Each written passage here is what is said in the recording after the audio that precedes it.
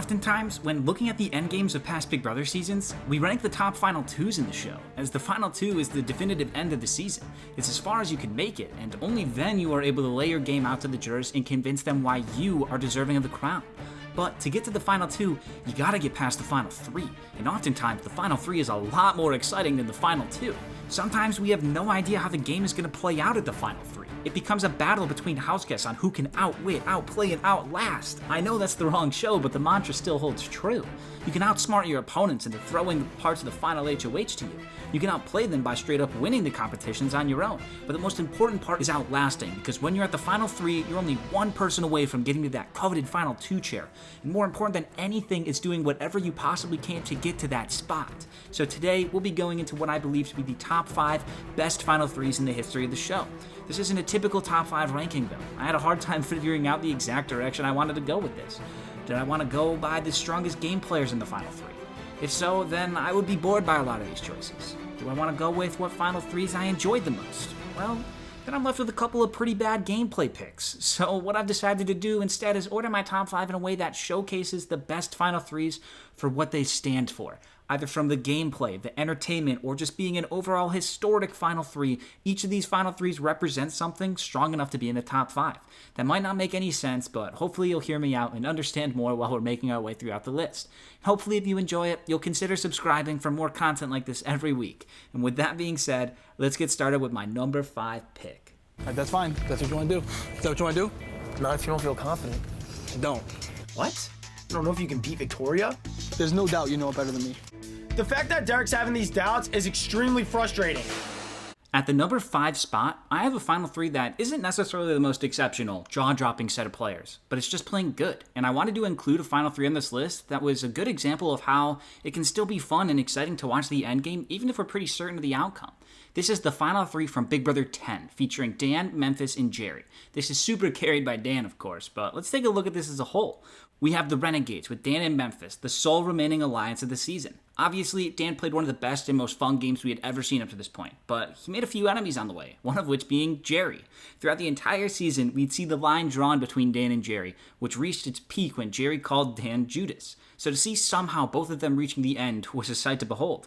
Plus, with Jerry being 75 years old, he was like the ultimate underdog, and he just managed to scrape his way by when he needed to in order to reach that spot at the end. And lastly, you can't forget about Memphis. While people oftentimes credit Dan solely for how the Renegades got to the end, you can't overlook the competition wins and social manipulation that Memphis displayed in the endgame in order to get both himself and Dan to the final three, and also in a position where Memphis was sitting super pretty. It did not matter how the final HOH played out. Both Dan and Jerry were taking Memphis to the final two if he himself couldn't win that final HOH. Whether he could win is another story, but I think this final three has a great mixture of variety, gameplay, TV captivation, and a storyline to make it into my top 5 greatest final threes in Big Brother history. This is the thing, he might be our safest bet. At this point, the Renegades are leading and keeping Jerry in the house yet another week. This guy has floated through this entire game, and he might have floated himself to the final three. Moving along, at the number 4 spot, I have potentially the most well-known and thought-of group of players when you think about a final three on Big Brother, and that's the Brigade on Big Brother 12. The reason that Hayden, Elaine, and Enzo are on this list is because of the historical significance of the situation. It was the first time that a secret alliance had made it to the final three on Big Brother, and it was one of the first times we saw such undercover dominance. Even Brittany didn't fully see it when it was just her and the Brigade left at the final 4. So, gameplay-wise and historically, this final three deserves to be on this list. And if this was strictly based off of ranking the final threes in terms of their gameplay and getting to the end together, the Brigade has a very strong argument for being number 1. But it lacks the other factors that turn a final three from being great to being an all-timer. In other words, it was a little boring. The final three played out basically how everyone expected it to. Enzo didn't win part 1 or 2, basically sealing his fate as the final jury member, and Hayden won the final HOH and brought Lane with him to the end. Watching a close jury vote was intriguing and did have me on the edge of my seat to watch Enzo cast the deciding vote for the winner, but I think everyone already saw Hayden as the favorite to win, and it's what we got. It's not a bad finale, but it was just sort of expected, and it didn't give me the fireworks that the remaining final threes gave me. Nonetheless, I couldn't place it any lower than number 4 on the list, as in the end, it did close out the Brigade's story in a reasonably satisfying conclusion, and cemented their status as one of the show's greatest alliances ever. These guys' hands. Now I gotta rely on Hayden or Lane to take me to the final 2. I created the brigade. I made this thing. And now one of them are going to win it, except me. Now, at the number 3 spot is a Final 3 that is all about storyline in Big Brother as a television show. The gameplay displayed was questionable at times, but that doesn't take away from the legendariness of this Final 3. And it was a showdown. I'm talking about Big Brother 8 with Dick and Danielle Donato versus Zach. Right away, you have the storyline. The father-daughter duo that started off the game not talking to each other had successfully gotten rid of every single threat in their way until only one warrior stood. Mr. Dolphin Crash himself, Zach. The unlikeliest of heroes, Zach transformed from the laughingstock of the season to a guaranteed victor if he could win one last competition to get himself to the end. It was the final battle, and oh boy, a battle it was. Part 1 of the final HOH between Dick and Zach was the most brutal Part 1 I have ever seen, and the limits each of them pushed to were beyond what I could have ever imagined. It was an incredible showcase of mind over matter, and with Zach besting the Donatos in Part 1, it guaranteed a rematch in Part 3, which ended up being a $500,000 showdown. What takes away from this Final 3 is that the best players of the season weren't at the end, which does take away a few points for me, but overall, the storyline in this Final 3 is the best in the show's history in my opinion, and rightfully deserves its spot here at number 3. If you can't do it, it's okay.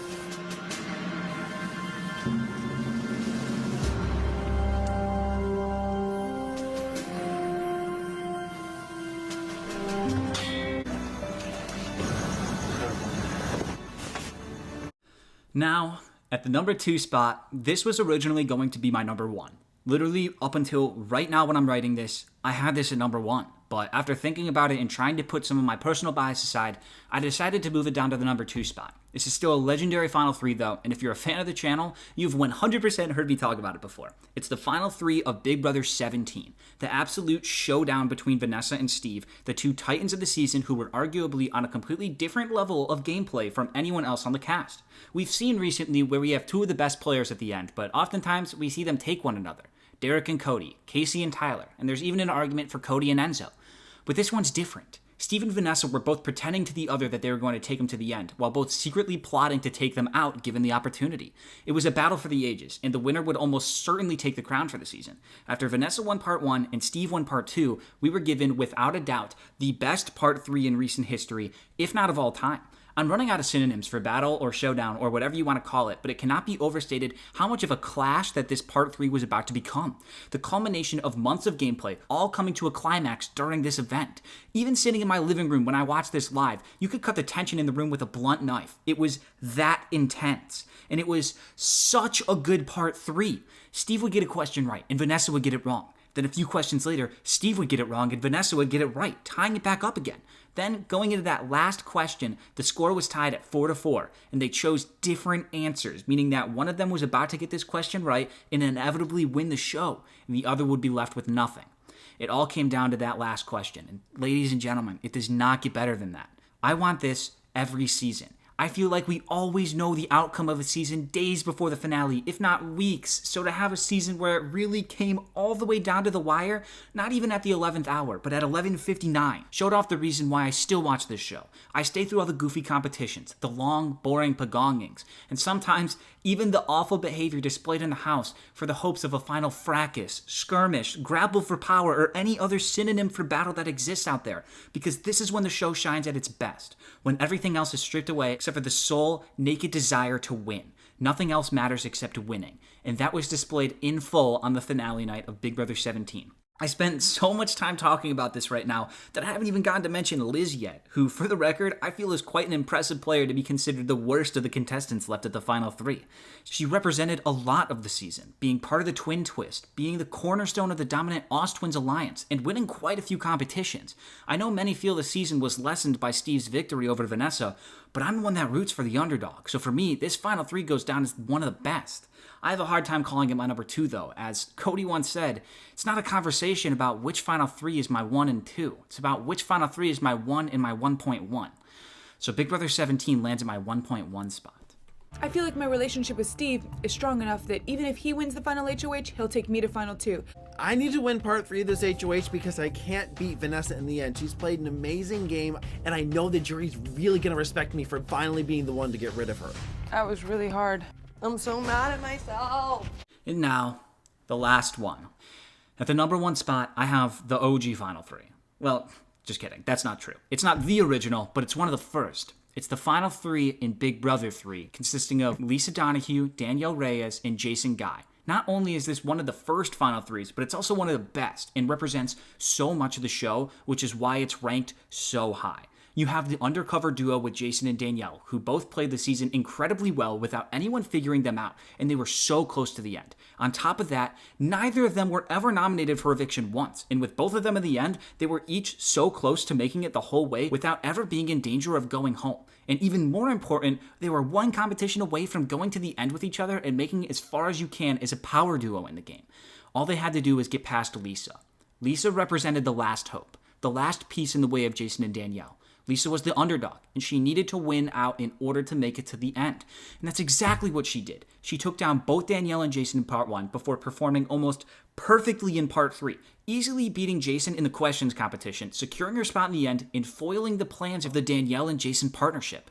Lisa earned her spot in the end, where she won convincingly over Danielle in what many consider to be the biggest robbery in Big Brother history.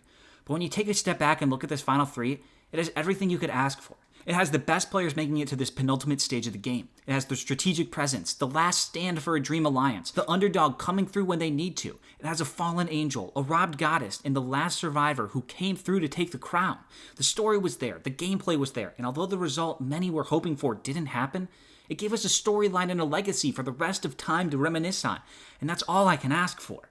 It's legendary, and the fact that it didn't end up in a fairy tale ending with Danielle and Jason making it to the end and being rewarded almost makes it better for me. It's a reminder that Big Brother is not a fairy tale. It's real, and nothing is given until you earn it, and Lisa earned her spot in the end by winning the final HOH.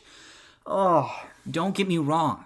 I love Danielle Reyes. I love Jason Guy, and I wish so bad that they could have gotten to the end. But Lisa earned that spot. She broke up the duo, and her win over Danielle represents a time where the whole idea of the jury wasn't really figured out yet, and nobody knew exactly what to do to win over the jury. This marked a turning point in Big Brother history. It marked the time where figuring out how to manage a jury could be more important than quality gameplay. And for that monumentous reason and everything else that I have mentioned, this historic Final 3 rightfully earned its spot at the top for me. When Eric walked out the door, I officially crowned myself the Princess of Darkness in this house. I voted for Danielle. For Big Brother 3. Congratulations, Lisa. By a vote of 9-1, you are the winner of Big Brother 3.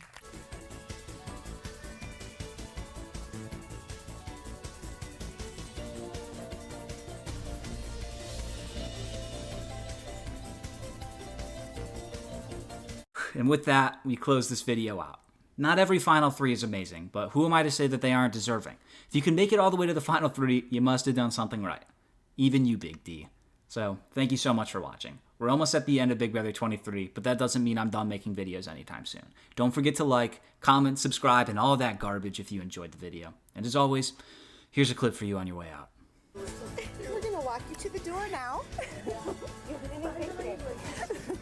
We've all been evicted from the house. Let me just cut in here and make it official. Marcellas, you are now evicted from the Big Brother house.